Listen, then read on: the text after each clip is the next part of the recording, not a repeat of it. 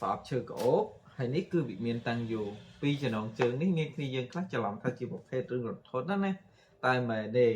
ពីរឿងនេះរន្ធត់ផងឃាតកម្មផងហើយនិយាយពីថាទាយឃាតករអត់ត្រូវទេហើយក្នុងរឿងនេះគឺសុទ្ធតែមាន plot twist ដែលធ្វើឲ្យយើងគិតស្មានអត់ដល់ហើយទាំងអស់គ្នាមានដឹងអត់ញោមចិត្តចេញចំណងជើងថ្មីអី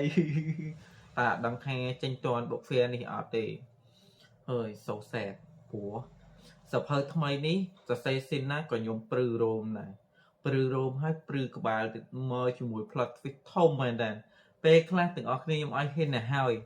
ពេលខ្លះខ្ញុំគិតថា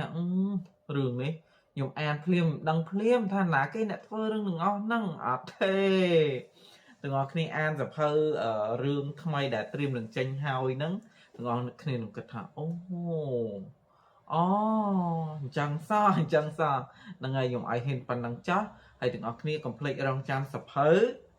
ទី3បន្ទាប់ពីមនុស្សញៀនទី6 2នាក់នេះព្រោះសភៅទី3របស់យើងគេនិយាយពីមនុស្សដែលមានតិចស្ដាប់ឮអីដែលយើងមិនអាចឮណាហើយកូនកំឡោះមកជាចិត្តមកដល់ concept ថ្មីស្អាតខ្លាំងមែនតើទាំងអស់គ្នាអានេះចេះត្រូវអត់ស្លឹកសខ្មៅចេះត្រូវអត់អានេះស្លឹកពណ៌កាគីធម្មតាត្រូវអត់សម្រាប់សភៅដែលត្រៀមនឹងមកហ្នឹងប្លែកខ្លាំងមែនតើអញ្ចឹងរងចាំមើលទាំងអស់គ្នាថាបងវិហារថាប្លែកគេតើចាំមើលទាំងអស់គ្នាអាចនឹងមកអត់ទាន់ book fair ឆ្នាំនេះទេតែអាចនឹងមកក្រោយ book fair មកជាមួយអីដែលថ្មីជាច្រើនជូនអ្នកអានអរគុណច្រើនខ្ញុំមានតែប៉ុណ្្នឹងទេ